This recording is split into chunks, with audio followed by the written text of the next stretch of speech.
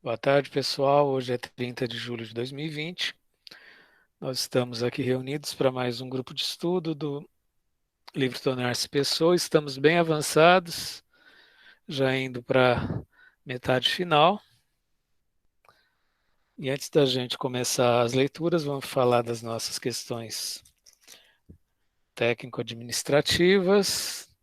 Essa semana a gente avançou bastante no projeto.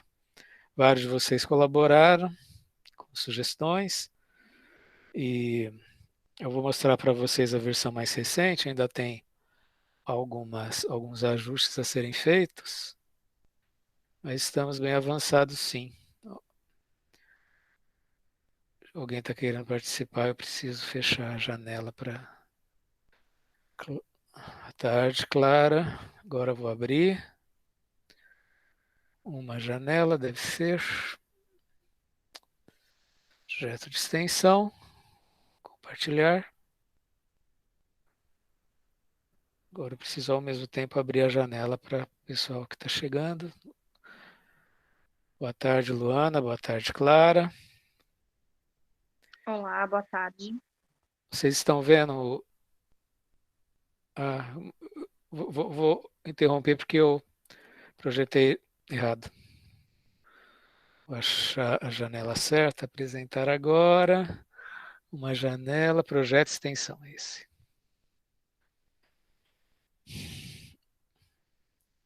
Ao mesmo tempo eu tenho que ir abrindo o pessoal que está chegando. Boa tarde, Wesley. Estou aqui. Vocês estão vendo, gente? Projeto de extensão, a primeira página. Estão vendo? Tá dando para ver, pessoal? Alguém me responde, por favor. Dá para ver sim, professor. Então tá. Então aqui eu tenho a satisfação de ter a demanda de ter um vice-coordenador. Tem o professor, tem um médico da endocrinologia da Unifesp que está fazendo estudos comigo. Eu coordeno estágio no ambulatório trans da psicologia, e ele é o coordenador do ambulatório trans, um dos criadores, né? E a gente tem feito grupos de estudos filosóficos, escrevendo artigos juntos. Então, o professor Magnus da Unifesp lá de São Paulo vai ser o vice. Assessoria eu acho que não precisa pôr, não. No princípio, não. E aqui eu vou mostrar a estrutura naquele mesmo esquema, gente. Eu não vou tomar muito tempo da reunião com o projeto. Quem quiser dar sugestões, o Ederson deu sugestão. Teve umas 5, 6 pessoas que passaram o e-mail, eu socializei, mas de fato eu só tive a sugestão do Ederson, tá? Que eu assimilei. Estava no processo de montagem. Alguém está chegando, deixa eu abrir. Boa tarde, Natália. Estamos apresentando o projeto. Então, um resumo. Está bem avançado. Aqui eu tenho que só fazer o sumário para pôr as páginas. De fato, falta isso. Fundamentação teórica, que eu faço toda a estruturação do ponto de vista da psicologia humanista, a correlação que isso tem com o grupo de pesquisa dos estudantes da Unifesp, do projeto piloto que a gente está desenvolvendo, né? Faço um histórico das palestras que já tiveram, das duas que ainda faltam, desse primeiro bloco de palestras, depois mais para frente a gente tem mais. Alguém está chegando e...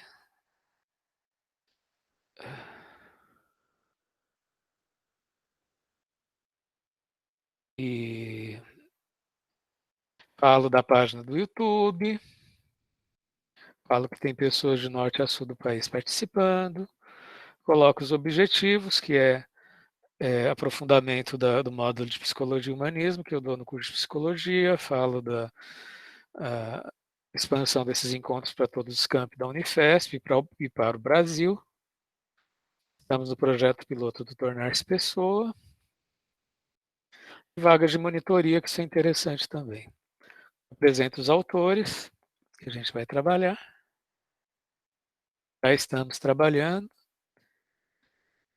escrevo da importância enquanto um evento que tem reflexos na comunidade, né, como um todo, que são os critérios para aprovação. E falo do projeto piloto novamente. Coloco isso que eu queria votar com vocês agora, tá, gente? Ou agora, ou mais tardar até segunda-feira via Whats, que são os livros, né? Eu acho que ficou claro que o Heidegger a gente votou que fosse o Ser e Tempo, né? Agora não ficou, acho que muito claro se seria o Vigiar e Punir ou História da Sexualidade. Eu só pus Vigiar e Punir aqui só para fazer o esboço, tá? Podia debater um pouco, 5, 10 minutos para a gente traçar qual que seria o livro do Foucault, já que nós elegemos Heidegger e Foucault entre 9 autores para a gente estudar.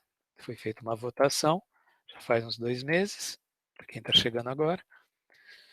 Tem uma 3 vagas de monitoria para ajudar na elaboração do projeto, estruturação, porque isso vira um projeto de extensão, tá, gente?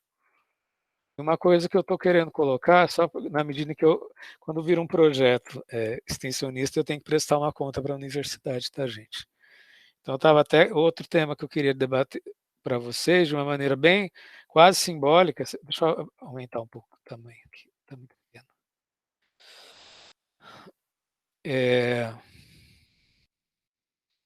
Colocar isso para legitimar que tem isso daqui.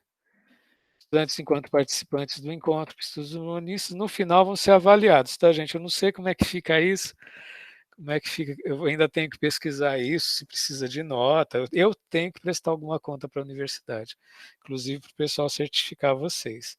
Eu estava pensando uma coisa bem simples, que era uma resenha de 2 páginas para vocês fazerem ao final, fazendo um resumo do livro estudado em 2 páginas, tá, gente? Porque imagino que vão ter, se no contexto que a gente está via WhatsApp, via palestras, tem em torno de 40 pessoas, imagino se quando a gente abrir, né? Então é algo para registro, para arquivo, né? 2 páginas com o resumo do que foi lido. E uma autoavaliação por escrito, nota 3.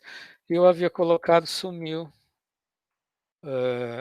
um controle de frequência de 75% para ter o certificado. Sumiu. Eu pus.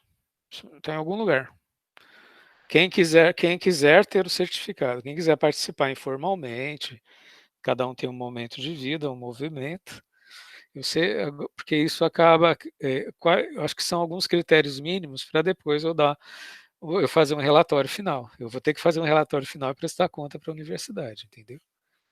Então, é uma avaliação completamente simples, 2 páginas de um resumo, uma autoavaliação por escrito e para quem quiser certificar, para os participantes com interesse certificado, tinha posto, está em algum lugar, certificado, será necessário 75% de presença, que é a presença de qualquer evento da universidade,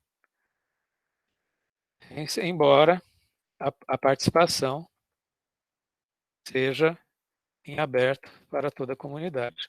Porque às vezes a pessoa quer participar de alguns encontros ou não quer fazer um trabalho escrito, só quer viver a experiência de debater, de encontrar com as pessoas, não tem problema nenhum. Tá? Digo e repito, depois eu tenho que os monitores, eu e alguma equipe que a gente formar, a gente vai fazer um relatório final do que aconteceu. Né? Não posso colocar uma coisa completamente sem referência nenhuma, não. Todo mundo veio, se reuniu, a gente debateu e não tem um registro, né? É um registro. Digo e repito pela milionésima vez, porque é uma questão de um registro simbólico, né? Uma resenha de 2 páginas, uma autoavaliação, resenha final por escrito de 2 páginas, com resumo, uma autoavaliação de 1 página, no qual a pessoa, além de avaliar, aqui a autoavaliação, autoavaliação e do projeto por escrito, de 1 página, entendeu? Porque isso a gente precisa dar um retorno para a universidade. Né? As etapas são aquelas que a gente já elaborou, no que se refere à leitura dos livros. Alguém chegando, tem que abrir, um momentinho. Carolina está chegando, seja bem-vinda, Carolina. Eu antevejo, assim, até no sentido bem prático, tá? A gente tem, o ser e tempo a gente já definiu, né? O ser e tempo, ele tem, quantas? Ele tem 6 partes, com vários subcapítulos, e eu fiz as contas, assim, à medida que eu já li o livro, que vai precisar de umas 20 divisões. E da mesma forma, se a gente fizer o Foucault, que embora tenha 10 capítulos, a gente precisa dividir. Tanto Heidegger quanto o Foucault são leituras filosóficas que demandam uma subdivisão, tá, gente? Senão fica muito puxado, tá? Então, o horizonte é que a gente tenha 20 divisões. Que se a gente divide por 2, dá 10 encontros, à base de 2 capítulos por dia, dá mais ou menos em torno de 3 meses. Obviamente tem sempre alguma falta, ou tem sempre capítulos que andam mais rápido, outros mais devagar, mas há um horizonte da gente fazer uma etapa do Heidegger.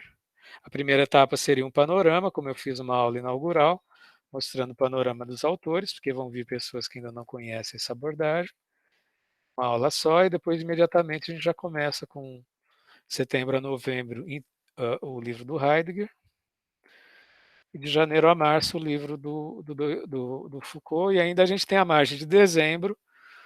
Dezembro eu sei que é um mês que tem muito recesso, tem muito compromisso de fim de ano, mas a gente tem uma margenzinha, dá para a gente articular.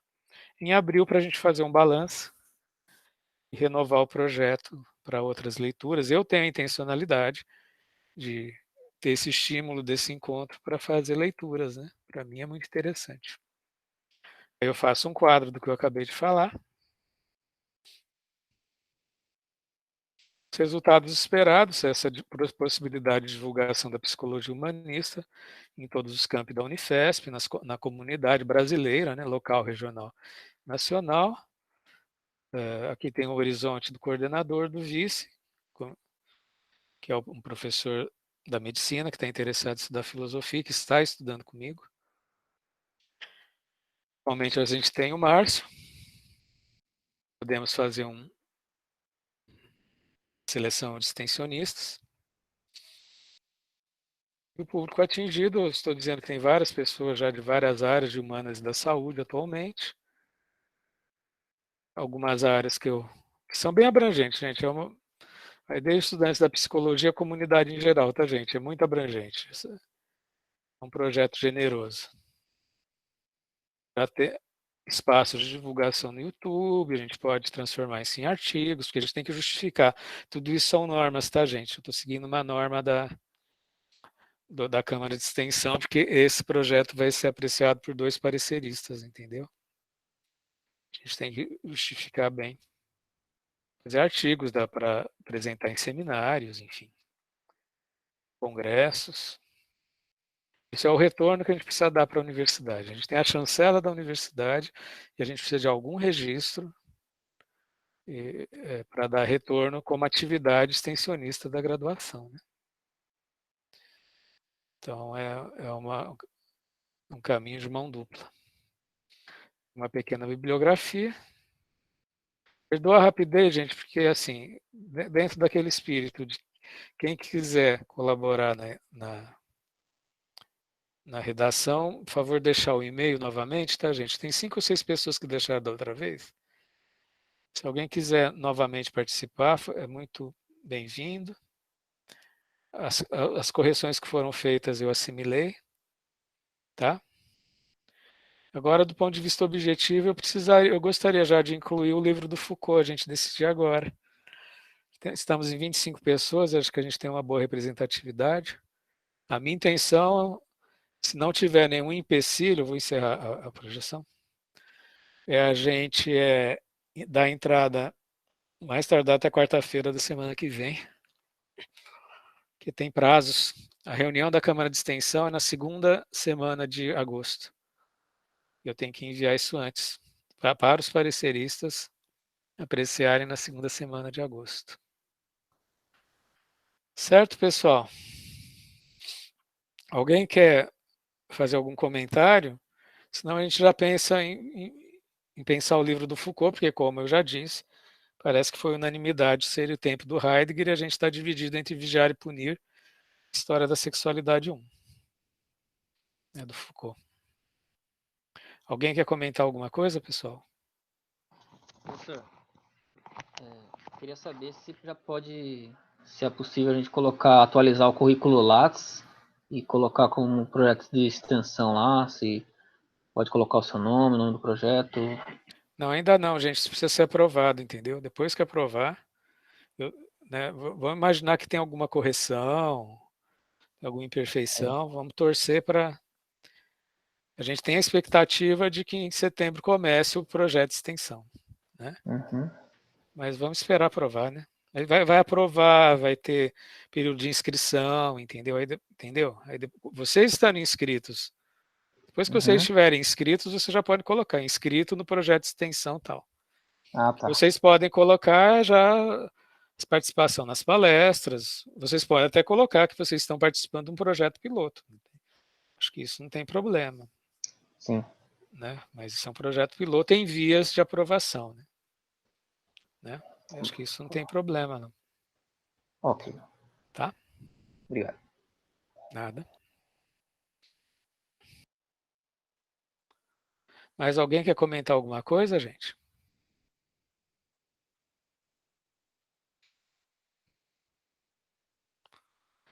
Então, mais uma vez, quem quiser participar da edição, já estamos no final, tá, gente?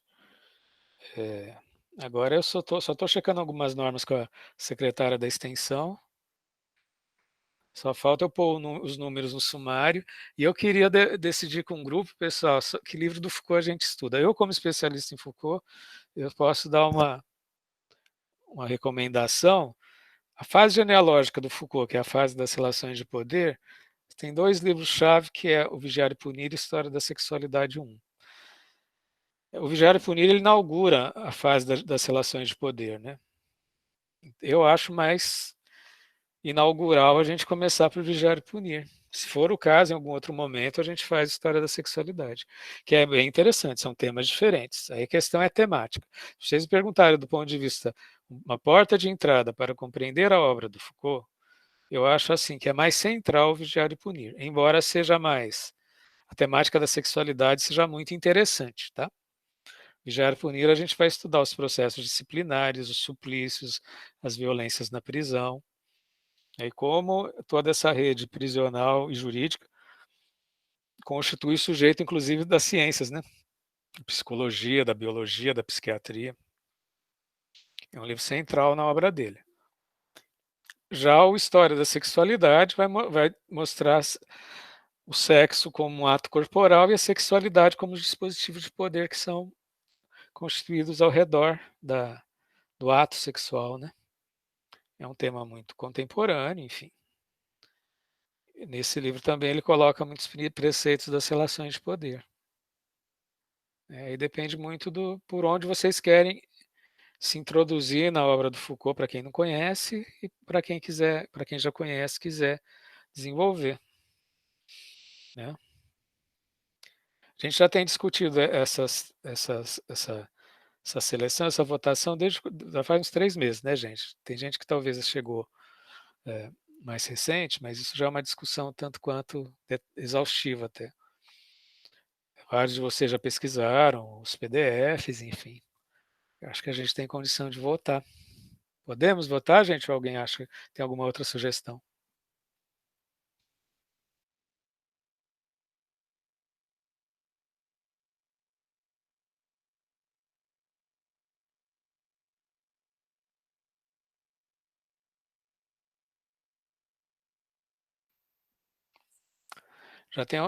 Vamos votar, então, tem umas pessoas topando, acho que vai ter que fazer uma votação via formulário. Pode ser, né, gente? É que a gente faz. Será que o Márcio está por aí, o monitor? Será que você pode fazer um formulário e disponibilizar no WhatsApp, ô Márcio? Para o pessoal votar amanhã, pode ser? Vocês querem fazer formulário, vocês querem fazer agora, estamos em 26 pessoas. Formulário ou enquete, o que for melhor, Márcio. Sei que você tem mais experiência do que eu.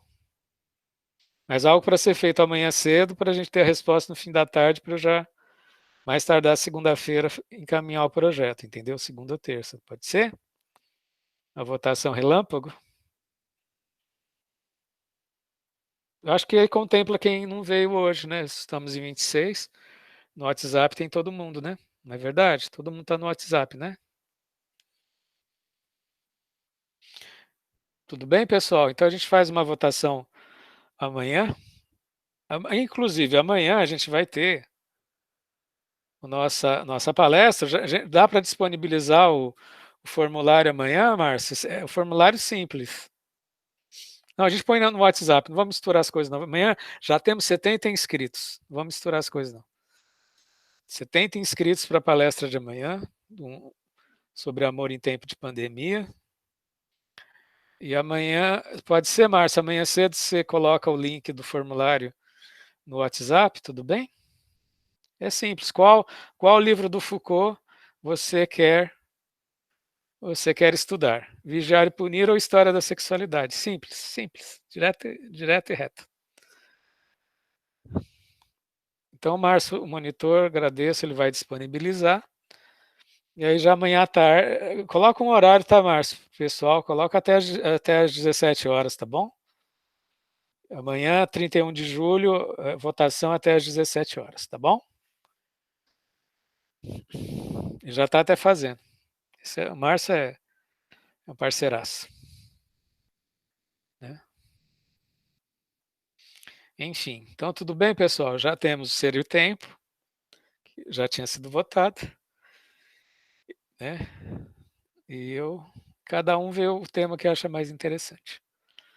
Já uma questão prisional da violência do sujeito jurídico e o outro sexualidade.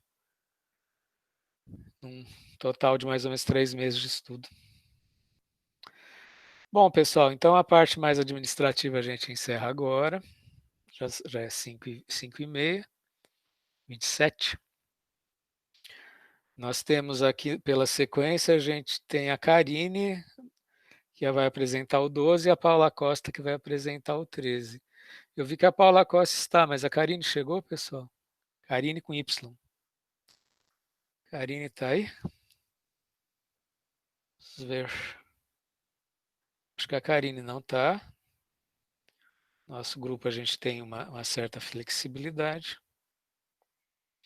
Será que a gente pode, então, ir para o capítulo 13 com a Paula Costa?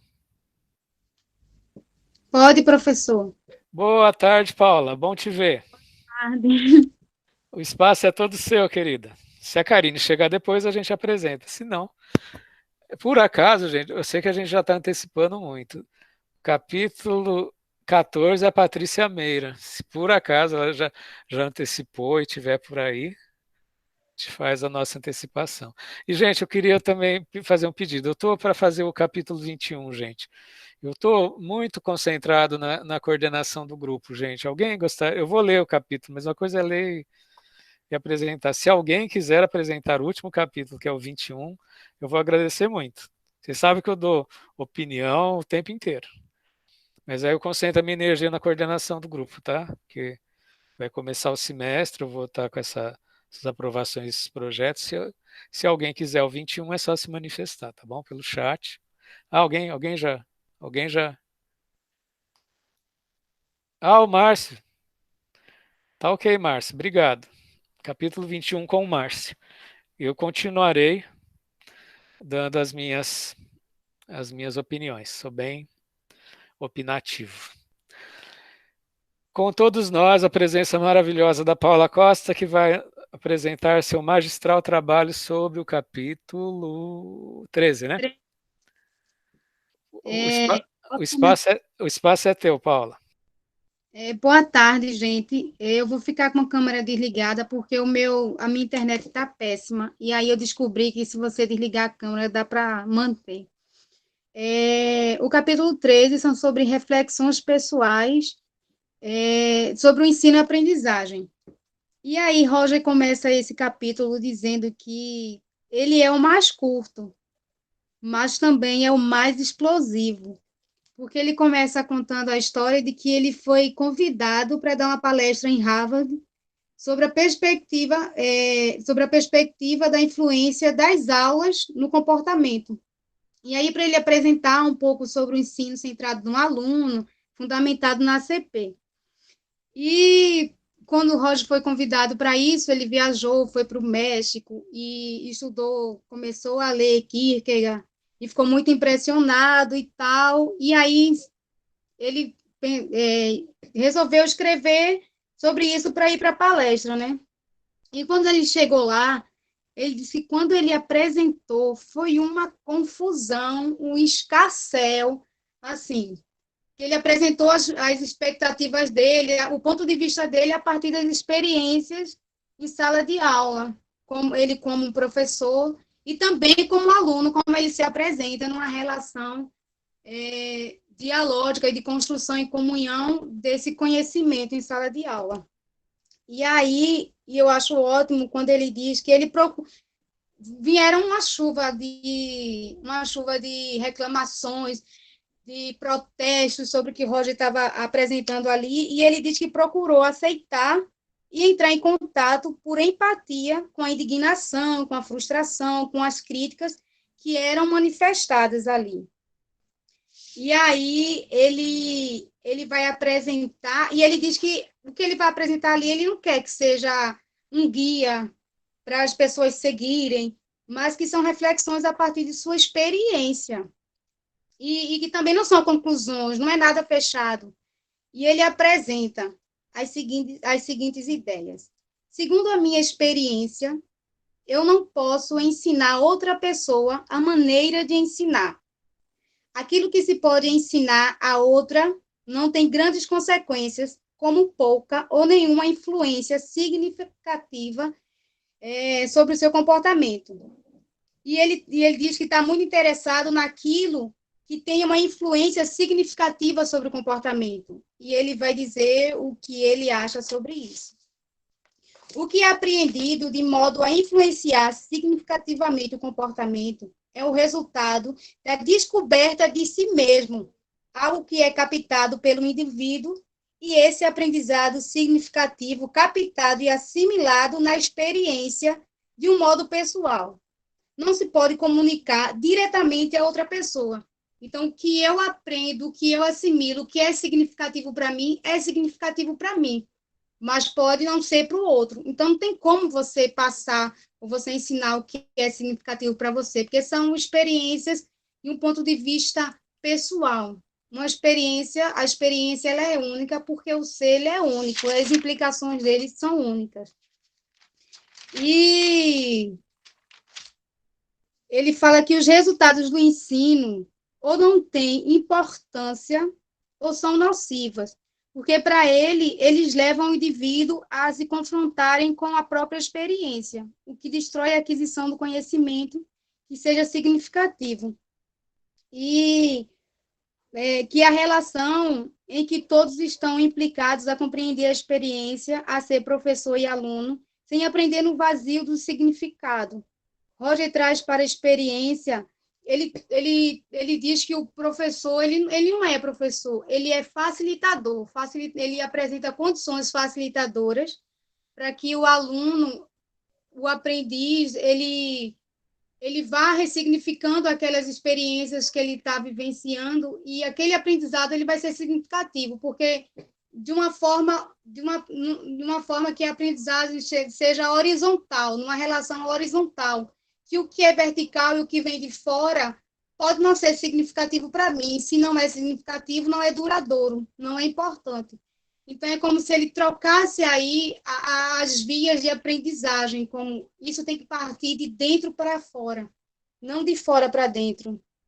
E ele fala que aprender em grupo, aprender nas relações com pessoas, e até com você mesmo, a partir do que significa, do significado que você dá às experiências que você vive em sala de aula. E aí ele vai apresentar as consequências se todo mundo pensar assim igual a ele e levar a educação para esse lado. Ele diz, se todos chegassem a essa conclusão, que são aparentemente aberrantes, mas não são nada chocantes, ele diz que as consequências seriam abrir mão do ensino tradicional, renunciar aos exames, acabar com diplomas e graus acadêmicos, acabar com os diplomas, com os títulos de competência, porque eles remetem a um fim, abolir a exposição de conclusão, pois ninguém aprende nada significativo a partir de conclusões. Que todas a CP ela é criada e Roger nunca fechou. Ele sempre diz que, tanto que ele diz que ninguém vai ser rogeriano nunca, mas que cada um tem a sua própria forma de ser acepista, de ver o outro, de aceitar com empatia, de oferecer as condições facilitadoras. E ele fala que... Cadê? Isso, de abolir provas, dessa coisa de diploma, e você tem que aprender tal e tal e tal, porque você tem que aprender isso, que é importante para você, e eu sou seu professor, eu tenho o saber absoluto, e você tem que me seguir. E ele quebra com tudo isso. E por isso a confusão lá na palestra que ele está dando, e depois de 15 anos, ele escreve Liberdade para Aprender, que é o livro que ele se debruça sobre a aprendizagem significativa, sobre a liberdade para aprender, e ele diz que ele traz a mesma coisa que ele traz nesse livro, Tornar-se Pessoa, nesse capítulo 13, ele bota em Liberdade para Aprender, 15 anos depois, e ele diz que foi importante botar aquilo ali, porque é como se fosse o início do pensamento dele sobre o que é aprender e ensinar para ele. E ele vai transformando aquele pensamento, que ele traz tudo aquilo ali para trazer uma grande reflexão sobre o que é ensinar, sobre o que é aprender, quais são as relações que deveriam ser construídas dentro da sala de aula, onde ele, na prática dele, ele traz o que ele faz na experiência dele enquanto psicoterapeuta, quanto a ACP como um processo terapêutico. É isso, professor. Parabéns, Paula. Oi? Apareceu um barulho aí. É um capítulo curto que você apresentou com muita densidade, com muita intensidade. E para muitos de nós que somos professores ou estudantes, eu acho que a gente se apresentou um tema que vai dar para problematizar com vagar. Né? Quando eu apresentei o meu TCC, o meu TCC eram as convergências entre Paulo Freire e Carl Roger. E a professora, quando leu o artigo, ela foi muito questionado isso. Sim, mas e qual o papel do professor? Então, Roger está dizendo que não é importante ser professor e não é importante a vida acadêmica, e não é isso que ele fala. Ele fala sobre as relações. Que tipo de relação pode ser criada para facilitar o crescimento do ser? Porque ele acredita nisso, e o professor tem que acreditar que as relações elas podem ser uma relação de diálogo e de igualdade, não verticalizada, mas horizontalizada, porque quanto mais à vontade, e quanto mais você acredita em você, mais você dá o próximo passo, assim como Paulo Freire, que fala sobre a ontológica capacidade de ser mais.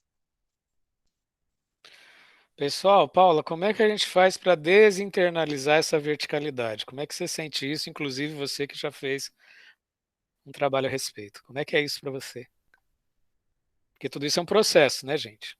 A gente está vivendo um processo de nos centrarmos, né? Como é que você sente isso, Paula? Da gente desverticalizar as relações de aprendizado. Mais alguém que queira comentar também. É ver o outro como pessoa, professor, como ser de potencialidades, mas não o aluno como uma caixa vazia que precisa de todo o preenchimento e seguir o mestre que é detentor de todas as teorias e todos os conhecimentos e que você...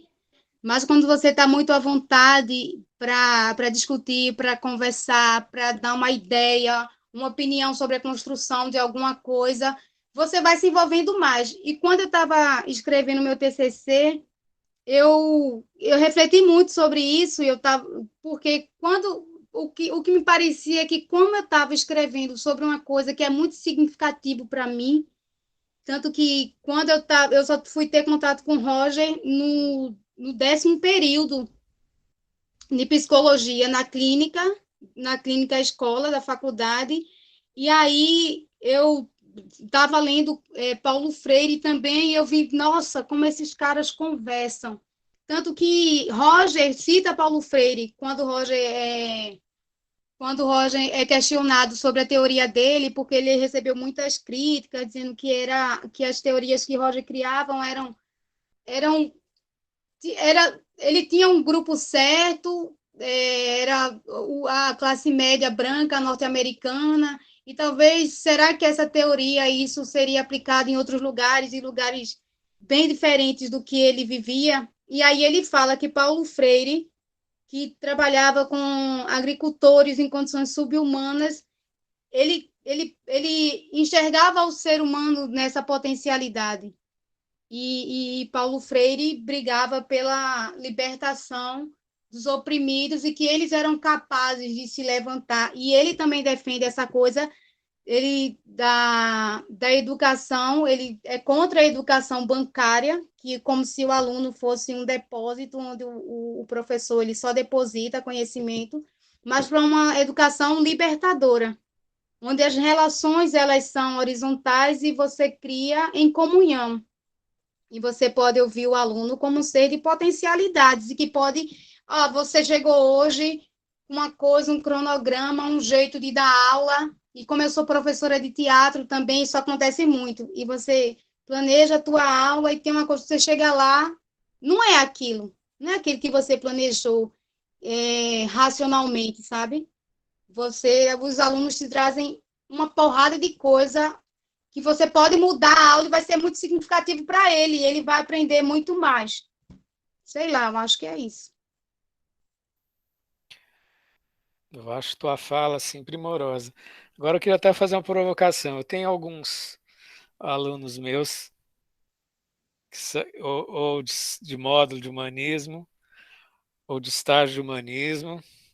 Imagino que talvez tenha alguns colegas que seguem essa abordagem. Queria saber como é, se alguém pode dar o depoimento, seja alguém que esteja que seja meu aluno ou alguém que esteja fazendo a clínica centrada na pessoa, como é que é quando você se dá conta, seja na sala de aula, seja na clínica, seja no estágio, de que a abordagem está centrada em você e não na autoridade, e não no professor, e não no terapeuta, e não no líder. Como é que é isso? Você já viveram essa experiência? Eu queria que alguém relatasse essa experiência no momento que você se dá conta que você tem o protagonismo do seu processo, seja ele processo terapêutico, seja ele processo acadêmico, né, seja ele processo profissional. Alguém é capaz de dar um depoimento? Professor, Olá, olá, Natália, pode falar. tudo bem? Oi, Tudo bom, pessoal, tudo bem com vocês? tudo bom. Recentemente eu vivi um processo desse, né, de significativa, né, num grupo de estudos com a Tassinari. O problema do grupo de estudos é essa liberdade de aprender, né? A gente inicia com um texto e para a base a gente lê e a gente vai vivenciando ali na relação. E os próximos grupos, os próximos dias, os próximos encontros, né, vão se seguindo de acordo com a vontade do grupo. Não tem ação, vamos dizer assim, né? De acordo com a relação que a gente está desenvolvendo ali com o aprendizado e com o grupo. Eu confesso que, assim, inicialmente já era uma angústia, porque a gente vem muito bitolado de outros processos de aprendizagem em que tudo vem do outro, né? Em que tudo em que nada é centrado na gente e no aluno, né? E que tudo vem do professor, que o professor é o sujeito suposto saber ali, como diz a análise, né? E fica esperando respostas. E eu creio que na terapia acontece muito isso também, em outras abordagens, e a gente está em outros espaços, a gente espera do outro as respostas, a gente espera que o potencial do seja maior que o nosso e que ele vai dar tudo ali para a gente. E quando você se vê num espaço em que você é completamente livre para ser o que você quiser, como que você se sente quando você pode escolher 1000 portas ali? Inicialmente era uma certa, né?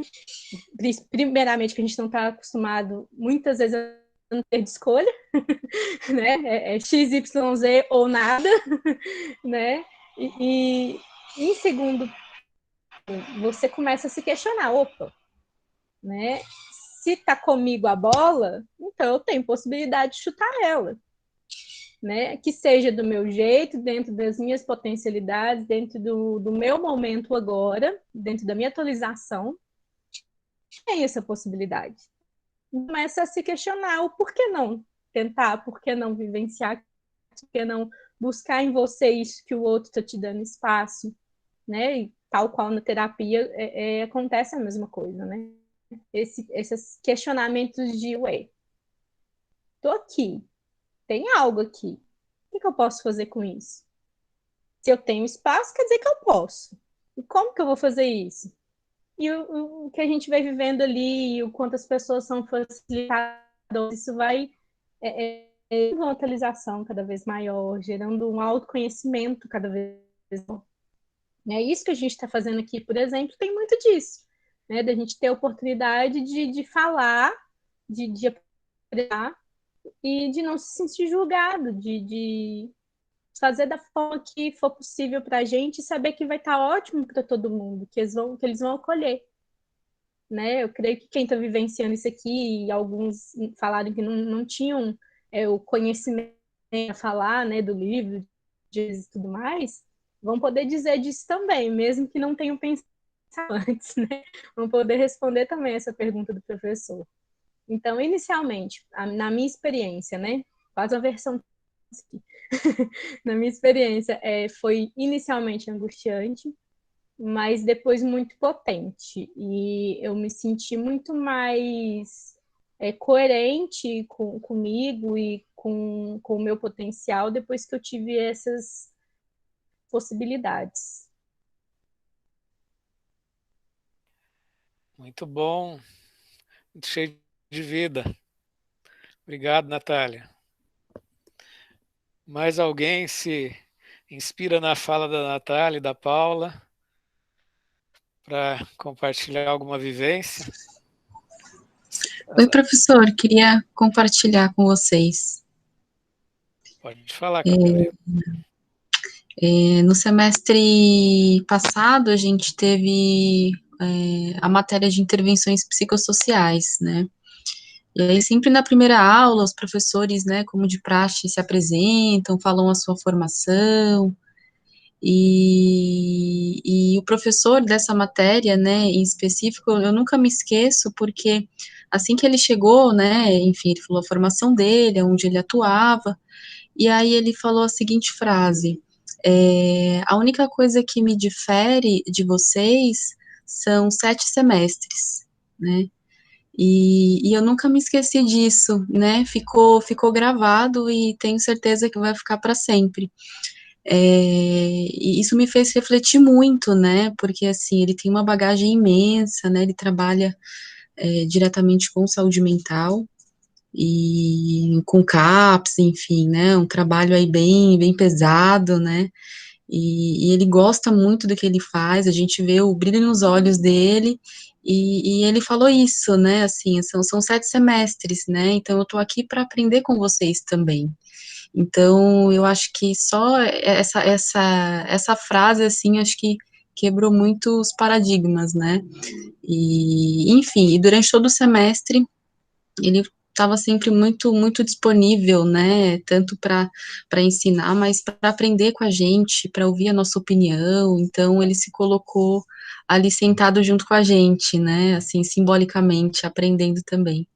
Então, e aí foi engraçado porque para mim foi uma das matérias assim que eu mais gostei, né? Não esperava tanto assim, até porque no semestre anterior a gente já tinha tido algumas bases, enfim, então imaginava que não teria tanta novidade, mas gostei muito, acho que pela postura dele. Então, eu senti até que a minha atuação, assim, eu me interessei muito mais, eu participei muito dos projetos, enfim, foi bem bacana.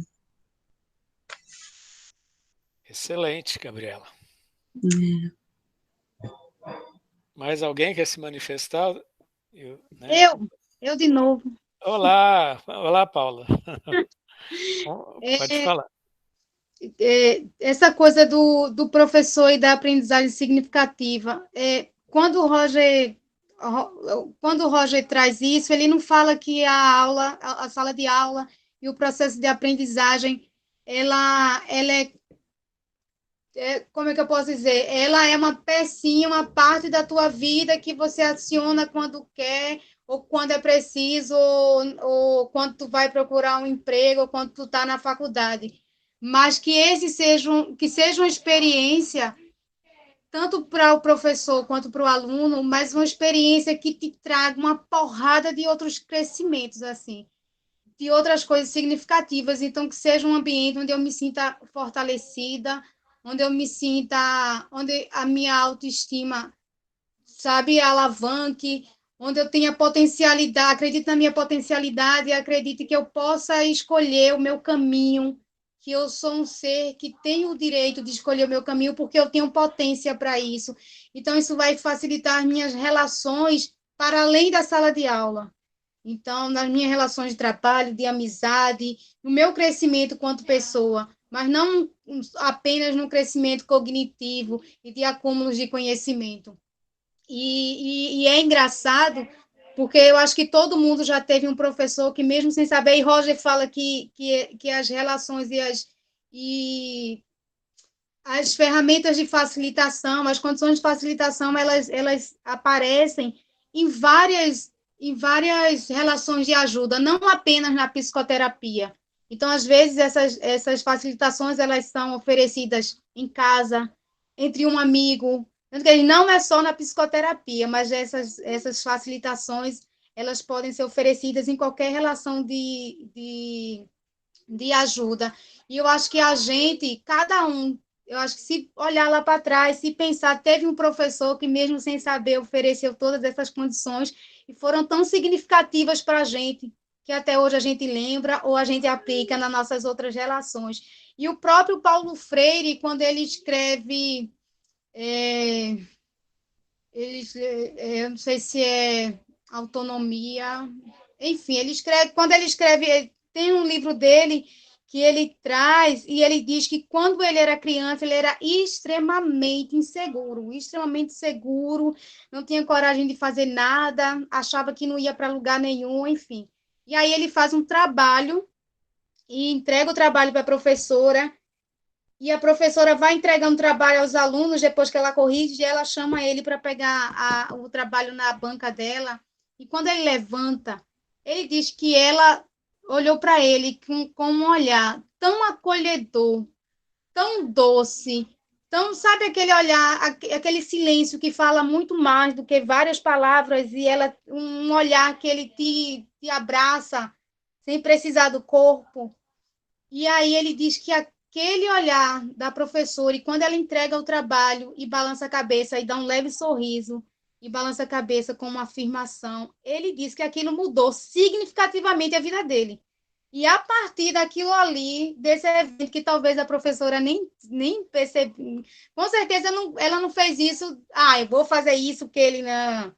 Mas, e ela faz isso, e ele leva aquilo para o resto da vida e vira Paulo Freire, porque ela acreditou na potencialidade dele, sem nem dizer, sem nem verbalizar isso, mas ele sentiu esse acolhimento, ele sentiu essa aceitação incondicional do que ele era.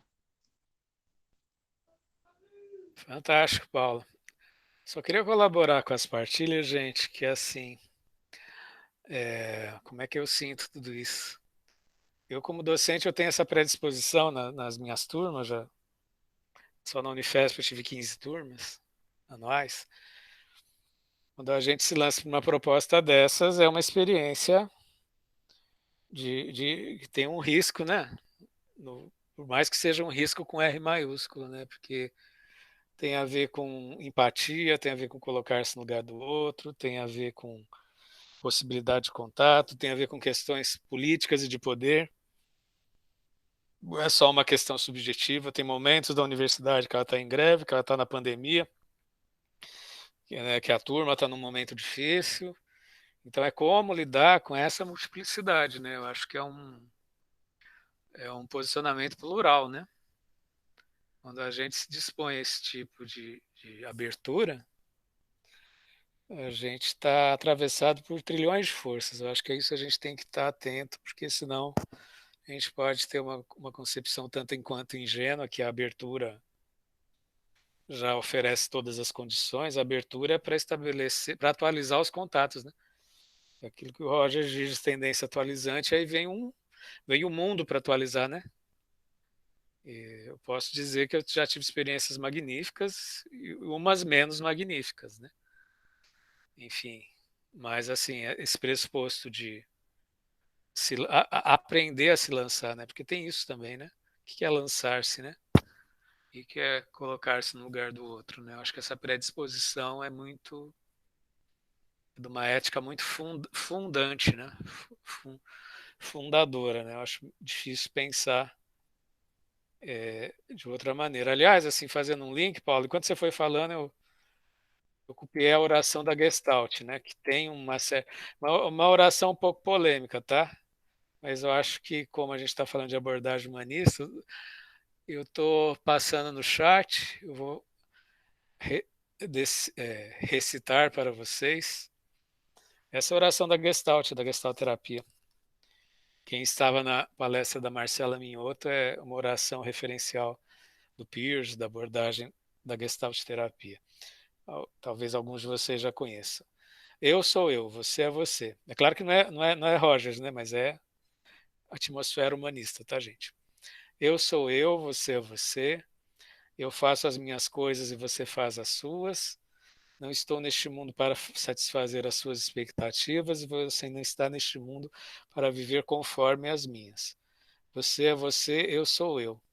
E se por acaso nos encontrarmos é lindo. Senão não há nada a fazer. Esse trechinho tem trilhões de compreensões. Tem-se uma tendência a imaginar que é um certo exclusivismo de um eu de um lado e do outro.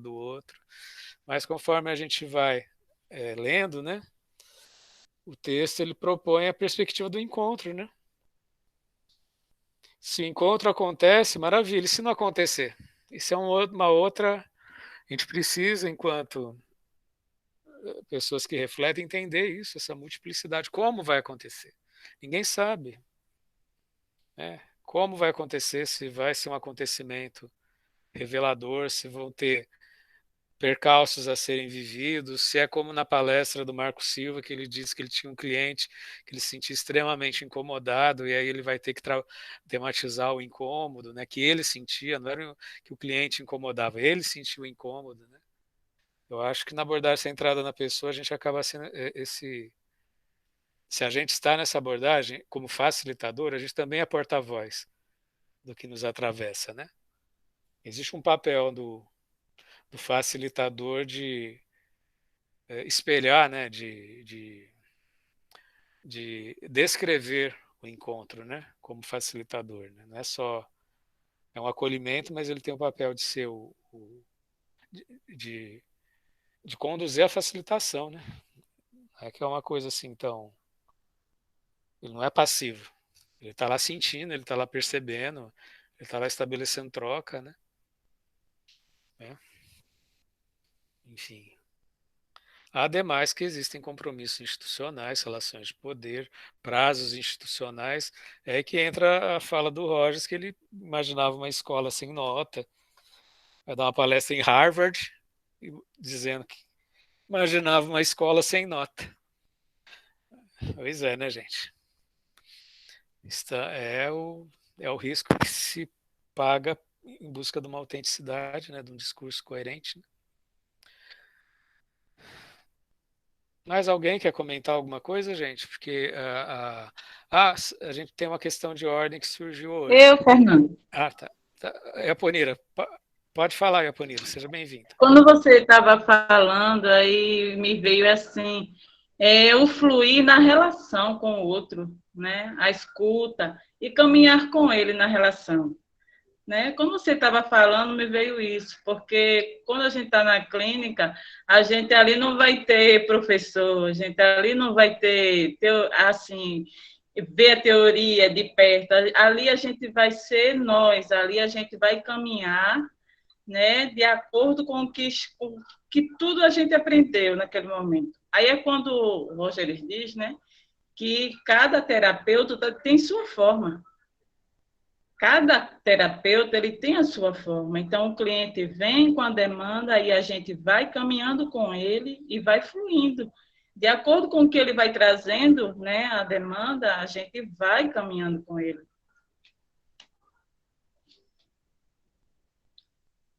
Sim, Yaponira, muito coerente. E aí é que entra essa perspectiva da gente sair da nosso mundinho e se abrir para o encontro. Né? Esse é um movimento que não tem fim, né, gente?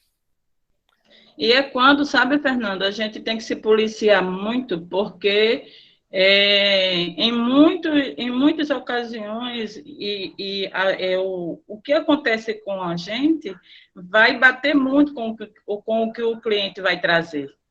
Né? Tem situações que nós vivemos e que vai ser comparado com o que ele vai trazer. Então, a gente vai ter que se policiar muito com referência a isso, não é com o que ele traz. Então, quando eu fui para a clínica, eu via muito isso, entendeu? É se policiar.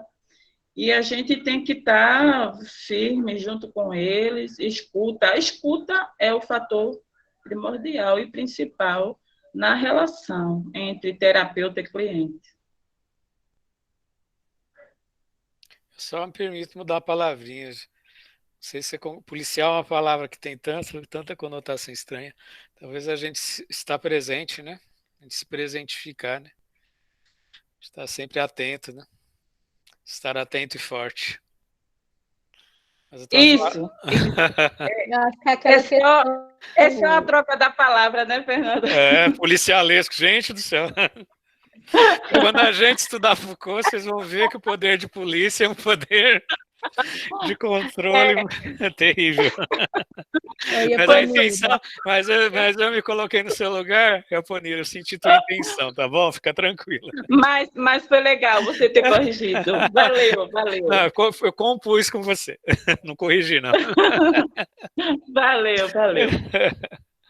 Yaponira, esse policial, dizer, é a condição do como se, da empatia. É você se colocar no lugar do outro, você pode até sentir, viver o que o outro até já viveu, mas nunca perder a condição do como se. Ou seja, nunca perder a sua consciência de você e a consciência que o outro é o outro, mesmo estando calçando os sapatos dele ali no momento. Isto, com certeza. Nossa, está sendo tão fértil a nossa fala, como sempre, né, gente?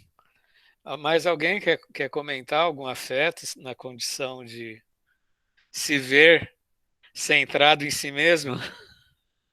Somente nesses papéis sociais, né, que a gente tem, aluno, docente, psicólogo, cliente, né? Eu acho que é o que a capítulo nos evoca, né? Eu acho que a palavra principal nesse assunto é responsabilidade, né? Sempre que que o ensino ou mesmo a psicoterapia fala sobre ser centrado na pessoa, evoca uma responsabilidade na pessoa, tem que entender que não vai vir mais dos outros, vai vir dela mesma, e isso pode demorar um tempo, mas quando a pessoa entender, acho que os resultados vão ser sempre gratificantes. Isso aí, concordo contigo, Ederson. Responsabilidade pela própria existência, né? E pelo contato, né? Isso é que eu acho, assim, a sofisticação dessa abordagem, né? Ela nos abre para a responsabilidade do contato, né? Mais alguém quer comentar, pessoal?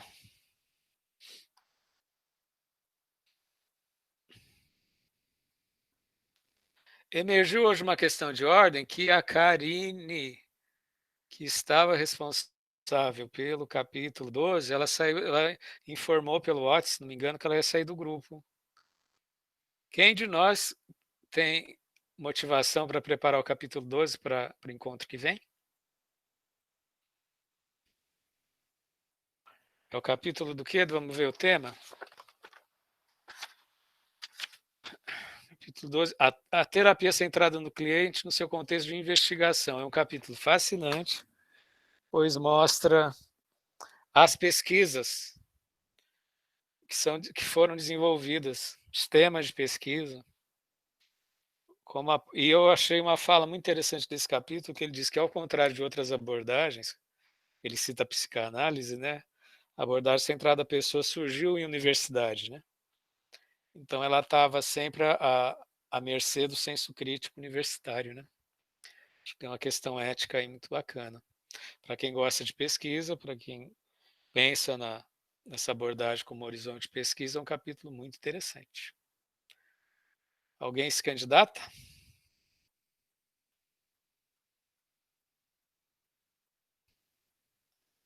Não, a gente coloca no WhatsApp e vê se alguém do WhatsApp tem interesse.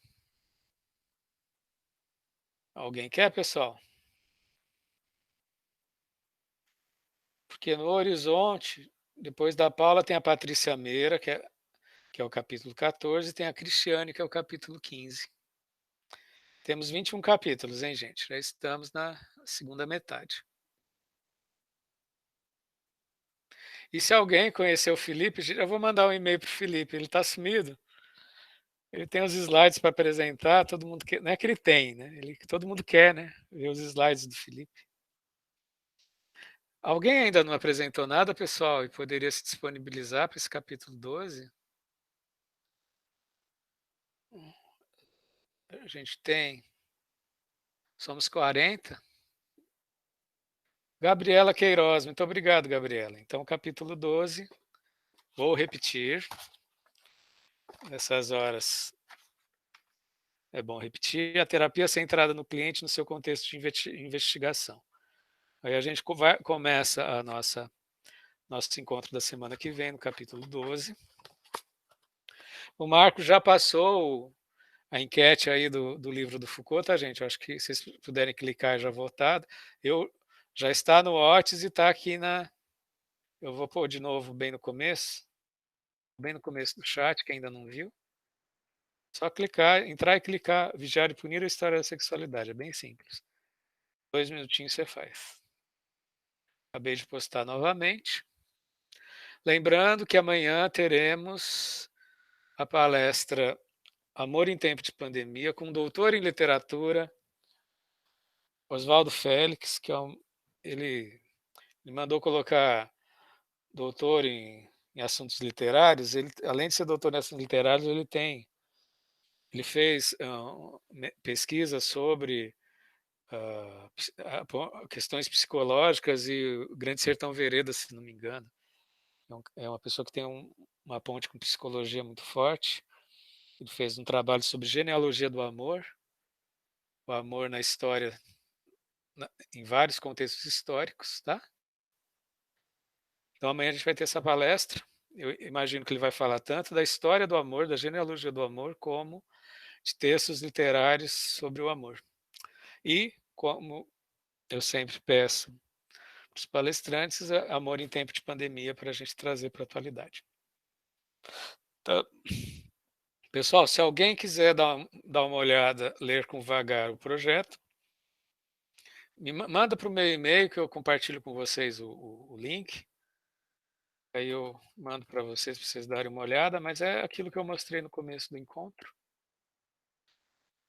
E, enfim, estamos a poucos passos para eu dar entrada no projeto de extensão. Lembrando que ele vai ser apreciado por 2 pareceristas.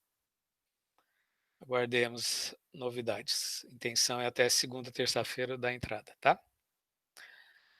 Mais alguma questão, alguma partilha, pessoal? O tempo da internet é um tempo veloz, né? Ágil, um tempo intenso da online, né? Tem que ter um fluxo, né? Alguém quer comentar alguma coisa?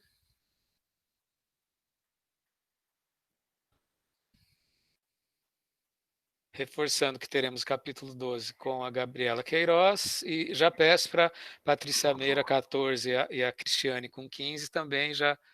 12 e 14, a gente sempre tenta fazer 2 capítulos, né? Então seria o 12 com a Gabriela, o 14 com a Patrícia Meira, e se a Cristiane já puder ir adiantando, é sempre bom ter um capítulo de reserva. Alguém ia falar, gente, eu acabei cortando.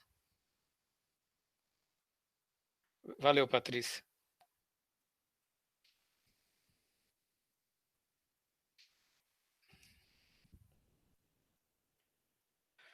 Bom, tivemos um estudo intenso hoje, colocamos várias pautas em dia.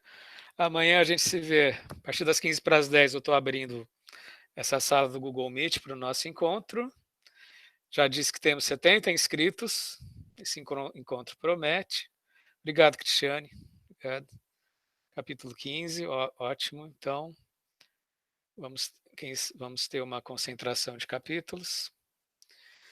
E vou manter vocês sempre informados. Desejo a todos uma boa noite. Tivemos mais um encontro renovador. Grande abraço a todos. Até amanhã às 10 horas. Amor em tempo de pandemia nessa sala, tá? Grande abraço. Estou saindo da sala daqui a 2 minutos, se alguém quiser conversar comigo, tá? Então, daqui a pouco eu vou sair da sala, tá? Abraço, boa noite, até amanhã. Valeu. Vou encerrar a gravação. Fernando,